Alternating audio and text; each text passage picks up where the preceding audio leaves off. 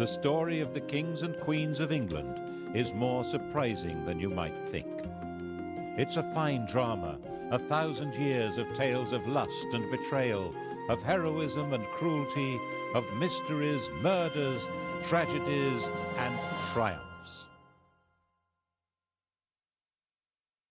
But there's more than that. This episode begins with a king of England who ruled for over a year, but who simply vanished from the record. And it ends with a boy whose claim to the throne was based on fictions that became historical orthodoxy. We begin in the year 1216, in the reign of King Louis of England. Yes, King Louis, not the most famous king of England. At the request of the barons and with the enthusiastic support of the population of London, he'd come to England from France to take over the crown from John.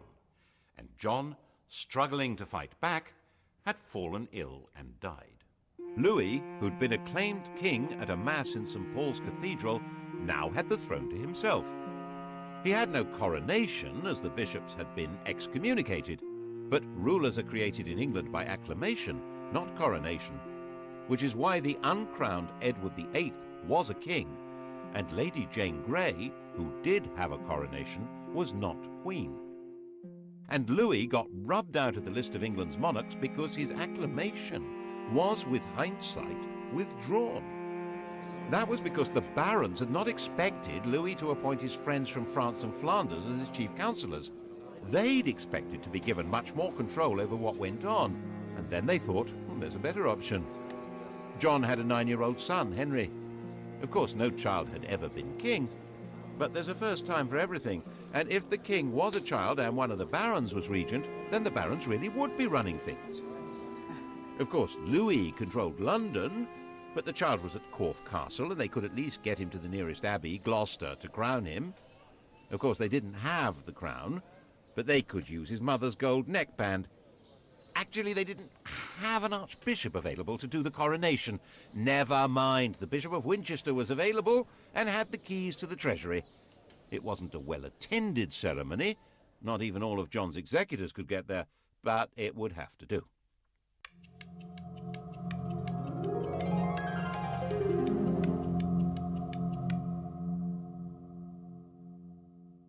Naturally, little Henry III was not actually exercising the powers of king. That was the job of a baron, the regent.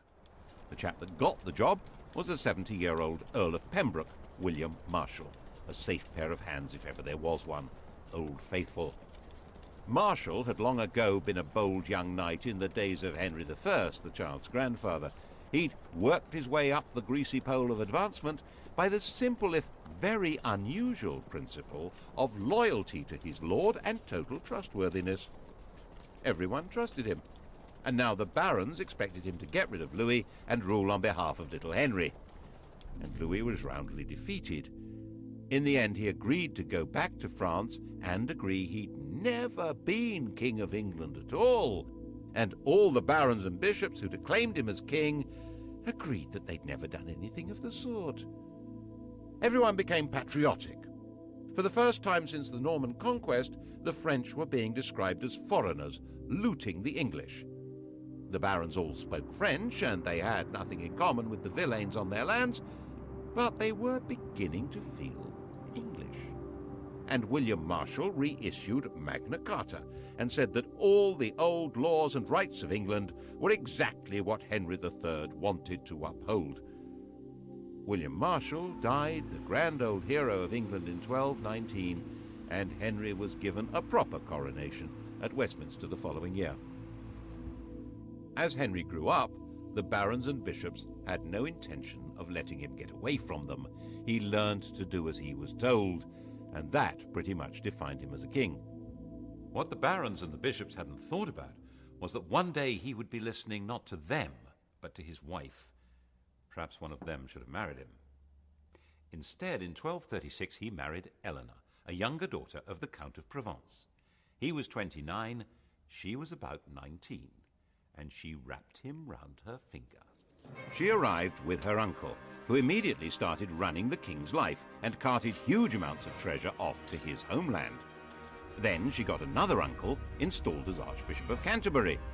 Her physician became the Bishop of Durham, and large sums of money, supposedly going to her mother, were actually funding the wars of her brother-in-law, the Duke of Anjou. She was inevitably staggeringly unpopular. And however little money the king had, he always seemed able to support her relatives abroad, paying for their courts and their armies. In 1263, the population of London rose in rebellion. Their targets were Flemish bankers, Jewish financiers, and Queen Eleanor. She was in the Tower of London, London's royal palace, and got away from the Watergate to slip down the Thames to Windsor. As her boat approached London Bridge, she was pelted with missiles by a crowd shouting, "Drown the witch!" She managed to get back to the safety of the Tower. The kingdom had become ungovernable, at least by this king and queen. This was not the same country it had been in 1066. Towns had grown, trade had grown, London had grown. With the barons losing influence and Londoners angry, the crown itself was in danger. England was on the edge of revolution. Enter the revolutionary, a Frenchman on the make, the charming, clever younger son of a powerful and ruthless Norman lord, a chancer with style, Simon de Montfort. France was now ruled by King Louis's widow on behalf of their young son. She was a shrewd woman who decided that young Simon was dangerous stuff and forced him to escape abroad.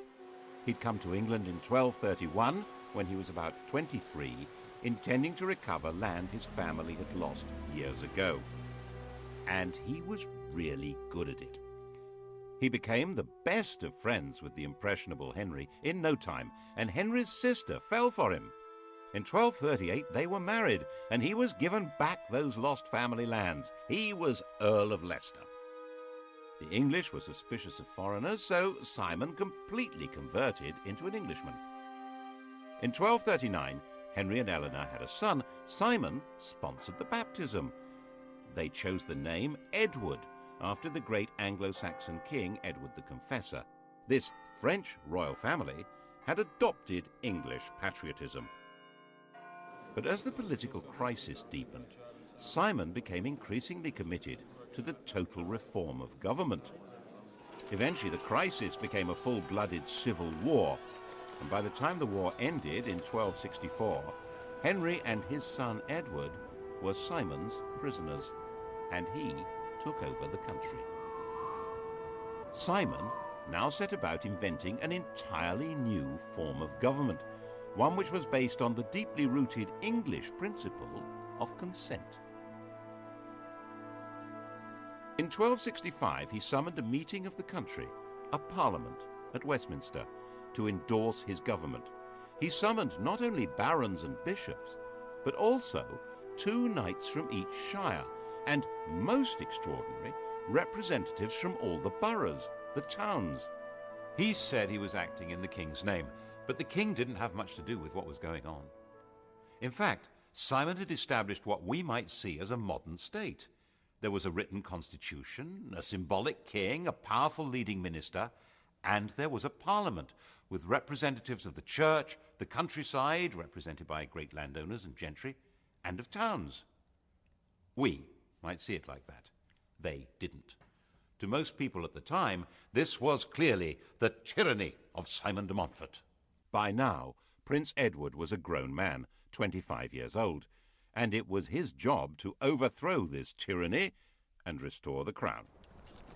First, of course, he had to escape imprisonment at Hereford Castle. The prince was allowed to exercise his horse on the common, so he wore out his guards' horses, racing with them, and then jumped onto a fresh horse that had been brought for the purpose and disappeared into the distance.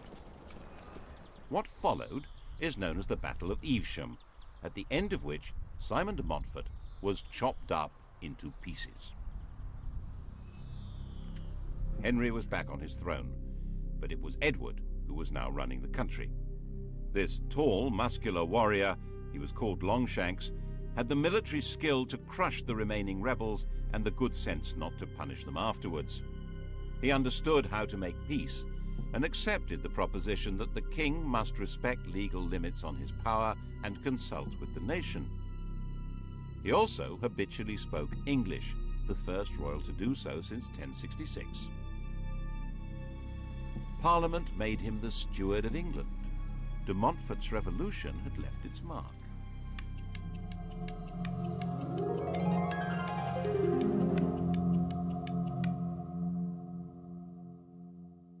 The old king died in 1272, having reigned for 56 years. Edward's main interest in life was chivalry and warfare. His natural costume was armor. It had been since he was a child. When Henry died, Edward was out of the country on crusade. He came home to be crowned with his queen, yet another Eleanor, in 1273. The daughter of the King of Castile, she'd already borne Edward 6 children. They would have 10 more. England now had something like a settled system of government. Edward confirmed the existing charters, including Magna Carta, and was able to leave the business of government and justice to his council and judges. His main concern was how to gather the money to conduct his military interests without provoking more rebellions. He hit on a brilliant policy. He invented nationalism. To demonstrate that his kingship was rooted in English tradition, he and Eleanor conducted the most remarkable ceremony at Glastonbury in 1278. In 90, the monks of Glastonbury had found graves which were believed to be those of King Arthur and Queen Guinevere. The bones had been placed in the Lady Chapel. Now, 88 years later, King Edward carried the bones of Arthur and Queen Eleanor those of Guinevere. They put the legendary remains in a magnificent tomb in the main church. Edward presented himself as a new Arthur. All this was part of a wider campaign to give his kingship the power of myth, and so unite the country behind him. This unity was going to be needed when he claimed supremacy over all Wales. It worked. When the Welsh princes rejected his claim, he was able to raise the money to make an enormous military effort. He became the first English king to totally conquer this mountainous territory. One of its princes, Llywelyn, was killed in battle. His head was mounted on the Tower of London. The other, David, was put on trial for treason before Parliament and sentenced to be drawn, hanged, beheaded, and quartered. This was a savagery previously unknown in English law. The English system of shires and hundreds was now extended to cover all Wales, and the conquest was emphasized by huge state-of-the-art royal castles like this one at Carnarvon. Edward's war chest was based on a new source of royal finance. In 1275, Parliament granted him the right to charge customs duties on wool. See how useful it was having a parliament, with merchants to agree to taxes. Nevertheless, popular rhymes suggested trouble was brewing. The king he wants to get our gold, the queen would like our lands to hold. His war chest had come from Jewish moneylenders, but now they had no more to give. Never mind, the Jews could serve another purpose. Italian bankers would provide advances on the customs duties and collect the taxes themselves, and Edward could unite the country behind him in persecuting the Jews. 650 years later, the Third Reich would adopt his entire program. First, Edward decreed that they were a threat to the country. Their movements and activities were restricted. To identify them easily, all Jews were obliged to wear a yellow patch in the shape of a star. Next, he arrested all the heads of Jewish households. Over 300 were taken to the Tower of London and executed, while others were murdered in their homes. Finally, in 1290, the king banished all Jews from the country. By now, the armored overlord was a national hero. When his wife, Queen Eleanor, died in the same year, worn out by childbirths, his own grief was turned into a major display of national mourning. Her body was ceremonially carried from Lincoln to Westminster and a memorial cross erected at every one of the 12 resting places, including here at Charing in London. Charing Cross.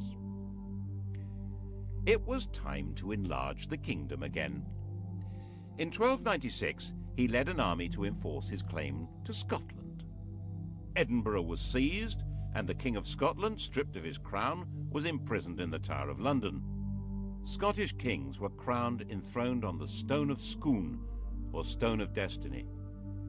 Edward had it moved to London and put in the coronation chair in Westminster Abbey. Edward appointed a trio of Englishmen to run the country. Actually, his rule in Scotland was not noticeably harsh or unjust, but that was beside the point. His own conjuring of the demon of nationalism was turning against him. Ordinary Scots began to discover a feeling of national identity. A popular Scottish resistance movement grew, led by William Wallace, better known nowadays, outside Scotland at least, as Braveheart. Most of Scotland had broken free before he was defeated. And then in 1306 rebellion began again, and Robert the Bruce was crowned King of Scotland. By now, Edward, the Hammer of the Scots, was old and sick. He tried to lead an army back into Scotland, but it became obvious he'd never get there. A few miles north of Carlisle, on his deathbed, he gave instructions to his 23-year-old heir, Edward, Prince of Wales. 100 knights were to crusade, carrying his heart. The army should carry his bones to defeat Scotland, and the prince was not to have anything further to do with his very, very close friend, Piers Gaveston. The king was dead. Edward II was ready to party. Edward was physically tall and muscular, but his similarity to his father ended there. He had no interest in being a warlord. His father had taken him on campaign, but the prince travelled with a pet lion and a troupe of Genoese fiddlers. Edward I had tried to change his character by assigning him a charismatic squire who was good at tournaments. This had backfired spectacularly. Edward and Piers Gaveston had fallen in love. Gaveston was banished, but obviously he was now coming back. Gaveston was an elegant, charming, artistic man who loved showing off his power over Edward and could still easily beat more macho men in tournaments. This was a recipe for a short life. Before his coronation, Edward married Isabella, the sister of the King of France. Then Gaveston was seen wearing Isabella's wedding jewellery. At the coronation, he showed up carrying the crown, wearing royal purple and pearls. Some of the barons wanted to kill him on the spot. Eventually, of course, they did kill him, here at Blacklow Hill in Warwickshire, having chased the king and Piers round the country. And then Robert Bruce, renegade King of Scotland, set about completing his War of Independence. He captured Edinburgh and besieged the last English stronghold, Stirling. In 1314, Edward II set out to relieve the city. The battle at Bannockburn, just outside the castle, was a total disaster for the English. Edward's troubles were made worse by the fact that the climate, which had been benign for about 100 years, took a dramatic and long-term turn for the worse in 1315. As harvests failed and cattle died, the barons said that his extravagance and lack of direction was intolerable, so the grown-ups took over. The Earl of Lancaster, head of the council, was now acting as king, keeping Edward on a daily allowance of £10. But he still had friends. He turned to Hugh Despenser and his son. Despenser was the only nobleman who had supported Gaveston. Eventually, they managed to help him break free of the power of Leicester and the other great nobles. But no one had a solution to the unending run of bad harvests, and the apparent enthusiasm of the Despensers to enrich themselves made Edward's rule deeply unpopular, especially with his queen Isabella. In 1325, she got away to France and refused to come home unless the Despensers were thrown out. Worse, she'd fallen passionately in love with an ally of Leicester's, who was hiding out in France, Roger Mortimer. Isabella and Mortimer gathered an army and invaded England in September 1326. As homophobia turned into mob rule, Isabella and Mortimer were joyously welcomed to London. In a few months it was all over. The elder Despenser, almost 90 years old, was hanged without being given time to take off his armour. The younger had his genitals cut off. Then he was disemboweled. The object was for Isabella and Mortimer to rule in the name of her 14-year-old son. But the boy refused to accept the crown without his father's consent. So Edward, dressed in black, was deposed in a solemn ceremony. The steward of his household broke his staff of office. He broke down and cried. He was eventually moved to Berkeley Castle, where he was encouraged to die as soon as possible. He was denied sufficient food and clothing, he was prevented from sleeping, he was crowned with a crown of hay and shaved with ditch water. Isabella, generally known as the She-Wolf of France, reproved the guards for their mild treatment. Since he would not die by himself, he was murdered in his bed on the 21st of September. It's said that he was raped with a red-hot poker. His dying shrieks were heard throughout the castle. Her homophobia had allowed Isabella and her lover Mortimer to brutally and illegally depose Edward II. That didn't make them heroes for long. Edward III, in whose name they ruled, was their prisoner. But in 1320, when he was 18, he broke free.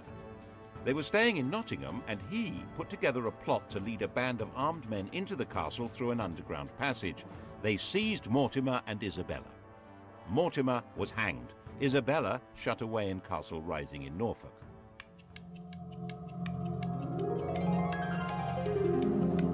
And England had a king again. Law and proper government would be resumed under a handsome young man, properly entitled to the throne, who also happened to be a fine chivalrous knight who spoke English, French, and German, and who was already married with a baby son. What could be better than that? Oh, how about a good war? Edward decided on the most extraordinary and significant military campaign since the Norman Conquest. He announced that by the laws of inheritance, he was the rightful successor to the throne of France. It was rubbish. It wasn't. But he certainly meant to be. And in 1337, he began preparing his invasion. Actually, there were two genuine reasons for this, and neither had anything to do with the law of succession. One was that the French were supporting the Scots, and so long as that continued, the King of England would never be master of Scotland. And northern England would be constantly threatened by raiders, looters, and Scottish armies. The other was that England was now a busy commercial country selling wool to Flemish weavers. In 1336, Philip of France decided to take control of this trade. He arrested all English merchants in Flanders and took away the privileges of the Flemish towns and the craft guilds. English merchants pointed out that they'd lost their income. The king had lost his customs duties. The kingdom had lost its foreign trade. The coast on the far side of the Channel was vital to English security and prosperity. Whatever the cost, it must be kept open. The same imperative would force Britain to war against Napoleon, against the Kaiser, against Hitler. Edward was the first to have to face it. His solution was to claim France and break it.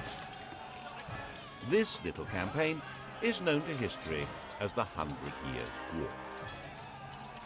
But this war actually changed the nature of the king's job, because it required a new kind of army. Ever since William the Conqueror, the idea had been that in exchange for their landholdings, lords and knights were supposed to turn up in arms and fight for the king when they were needed. But this didn't work very well for a war overseas. Firstly, a knight's service was only meant to be for 40 days at a time. That doesn't work with a 100 Years' War. Secondly, many knights felt that they shouldn't be obliged to go overseas at all, and they were probably right. And thirdly, they weren't necessarily fighting men anymore. So Edward needed to have a professional army. Knights who didn't want to serve didn't have to. They could pay a tax called scutage that would allow Edward to hire professionals.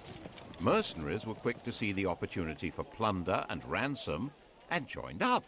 And freed from the need to pander to knightly good manners on the battlefield, Edward hired thousands of effective, deadly archers from the lower classes.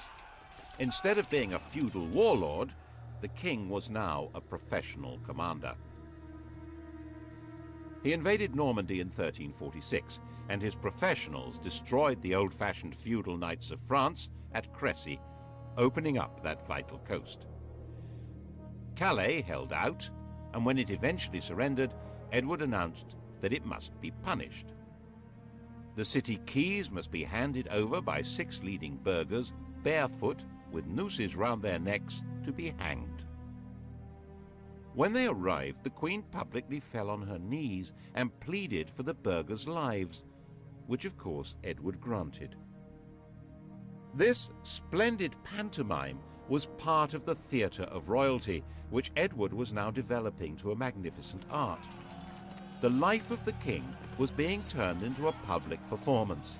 His court was the home of chivalry, and his lords and knights were given parts in the drama. It was a brilliant device for binding together war, taxation, and loyalty. The Queen was as important in this as the king. She led the ladies of the court, the judges of chivalric behavior, and she was the source of mercy, tempering her husband's justice.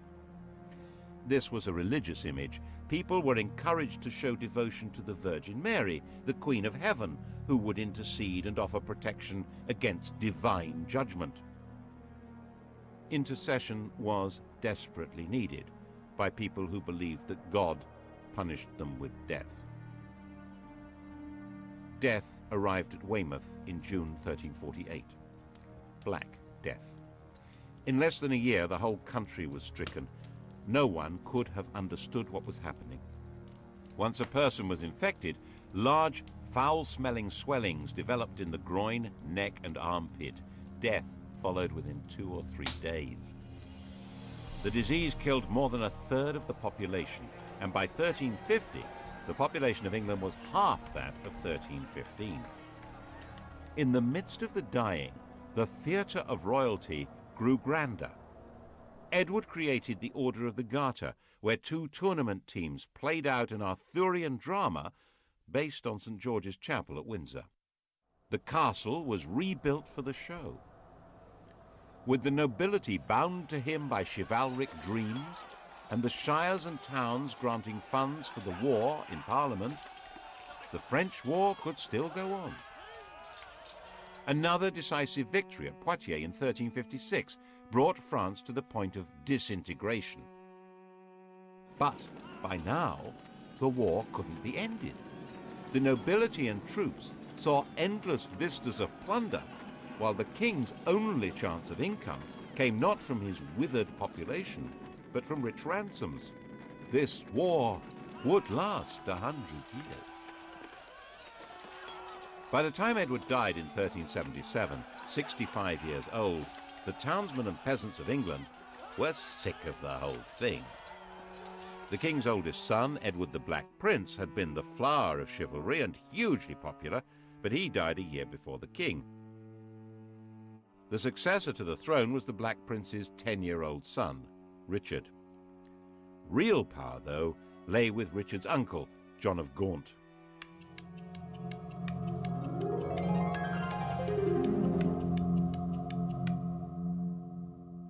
The war had by now turned against England.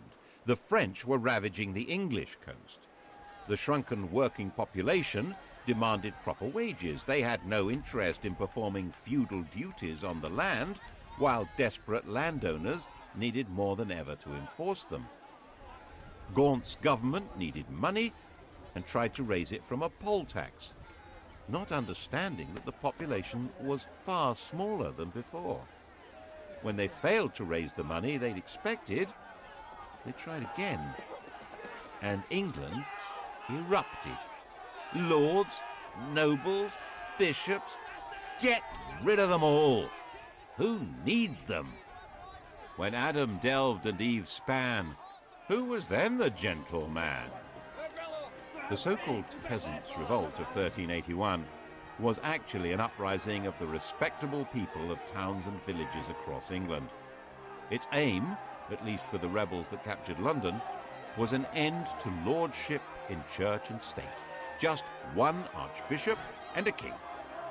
Specifically not, they added, a king called John. They detested John of Gaunt, who went into hiding. The dramatic moment, of course, was the meeting of Richard and the rebels at Smithfield on the 14th of June. The rebel leader, Wat Tyler, was talking to the king when the mayor of London cut him down. The rebels immediately drew their bows, and the king, now 14 years old, rode forward to calm them. I will be your captain. Come with me into the fields, and you shall have all you ask. And they dispersed as he told them. It was an astonishing lesson in the mysterious power of kingship. The rebels should never have trusted him, of course. Once the danger was past, the ringleaders were hunted down and killed. Villains ye are, and villains ye shall remain. Years later, when Richard would need popular support, he would find he had none. But Richard had been given a dramatic vision of himself. He seems to have been convinced that the basis of his power lay in the special authority of sovereignty. He was the first English king to have portraits made. Instead of wars, he offered tournaments accompanied by music and dancing with the ladies of the court. But Richard's choice of companions were not the kind of men that most barons approved of. And above all, Richard abandoned the war with France, leaving France in control of Flanders. Unpleasant references were made to Edward II, and look what happened to him. He found himself up against a group of noblemen who called themselves the Lords Appellant, appealing to have his closest advisers removed and take over the government, which is what happened. Richard was effectively dethroned. He was able to recover power in 1397. As part of his efforts to secure his throne, he exiled Henry Bolingbroke, John of Gaunt's son. But Bolingbroke came back with a vengeance, and Richard found that wherever he turned for support, it simply wasn't there. Bolingbroke captured him, demanded his voluntary abdication, and then sat on his throne. Richard disappeared into a prison in Pontefract Castle, where he was murdered. Richard had no children. The line of the Black Prince, Edward III's eldest son, had come to an end. The proper heir to the throne was an 8-year-old boy called Edmund, living in Ireland, the great-grandson of King Edward's second son. Henry's father was the third son, so Henry was certainly not heir to the throne.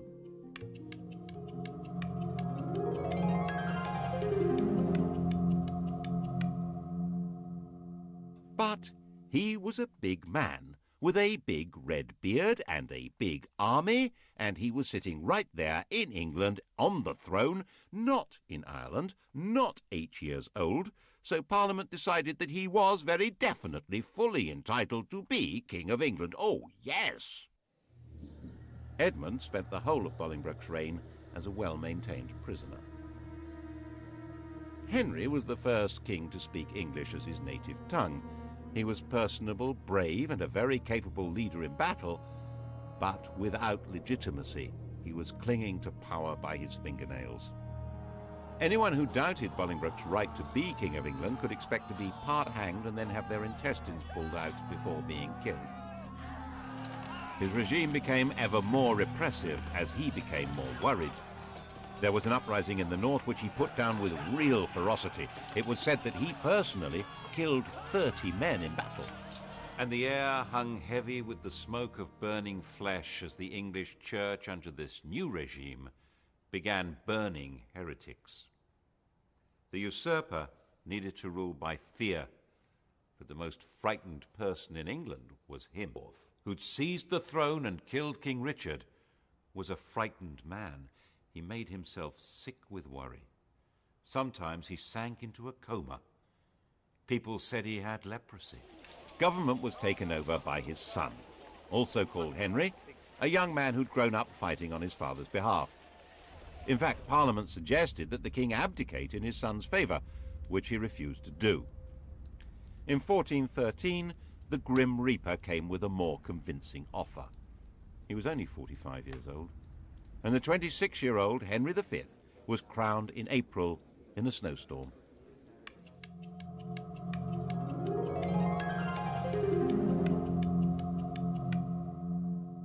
Henry V did all he could to get the country back onto a stable footing. He gave Richard II's remains a proper burial, and of course he got back to the important business of invading France. France was still in a state of disintegration, ruled by Charles VI, a man with a severe mental disturbance. In a fit of derangement, he'd slaughtered his own attendants. Now he believed that he was made of glass and about to break. He actually had iron rods stitched into his clothing. It was easy meat, and Henry's overwhelming victory at Agincourt in 1415 destroyed much of France's aristocracy. The English king was now in control of Paris. Charles, very fragile, agreed to acknowledge Henry as heir to the French throne. This meant disinheriting his own son, the Dauphin. And Henry took Charles's sister, Catherine de Valois, as his bride.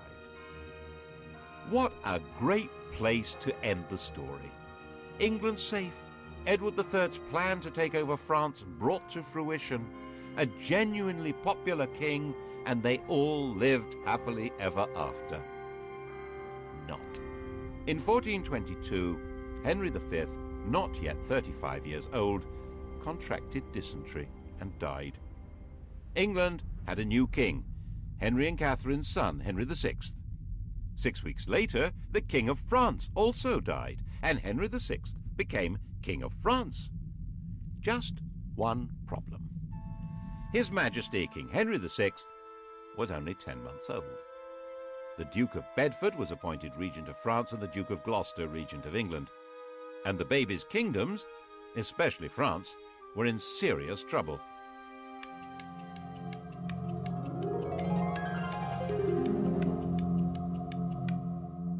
The Dauphin wanted his kingdom back, and everything the English had done, ravaging the countryside, destroying all authority and stability, could have been calculated to create a passionate nationalism. It was entirely natural for people to believe that Joan of Arc was on a divine mission to drive the English out of France and give it its rightful king. Under her inspirational leadership, the Dauphin's forces took over Orléans and Reims, and he was crowned King of France in Reims in 1429. Little Henry had still not been crowned king of anything. Something obviously had to be done about that, so later the same year, now 7 years old, he had a coronation in Westminster Abbey. The idea was then to get him to Reims, where kings of France are supposed to be crowned.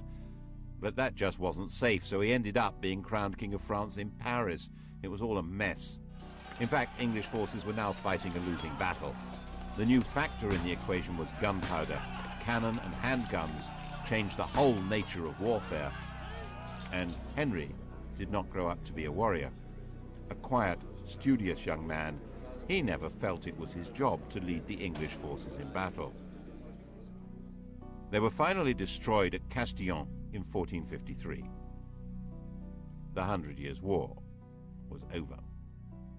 England was left with no possessions in France except Calais. But Henry's problems had barely begun.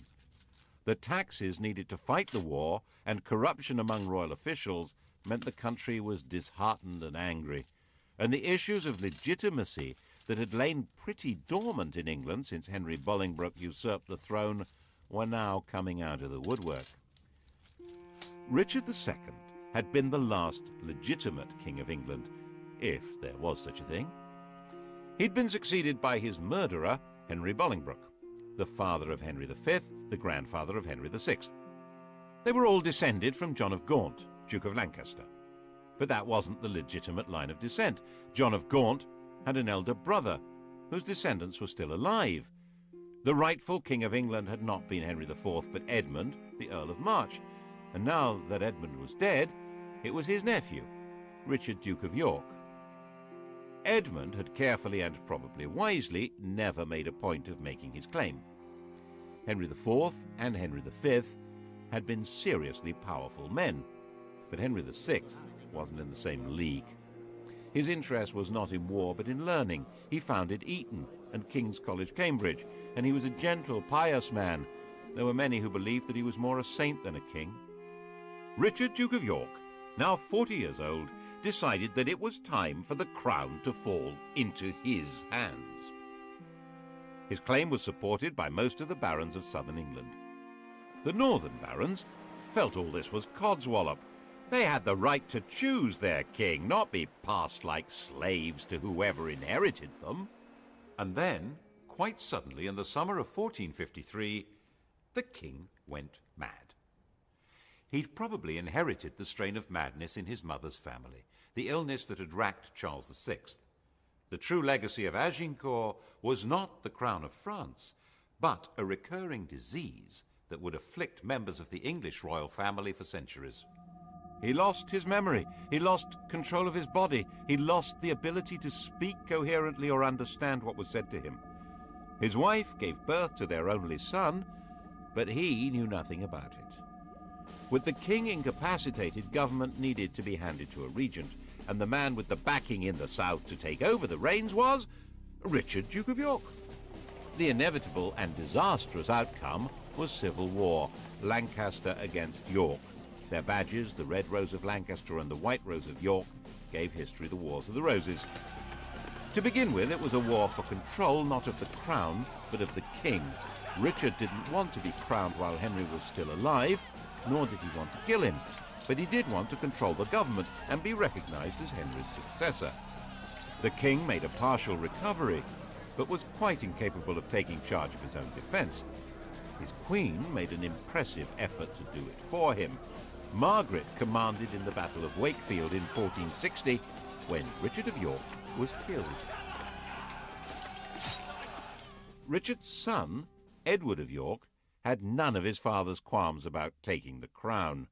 In March 1461, Edward, without any parliamentary approval, had himself crowned Edward IV.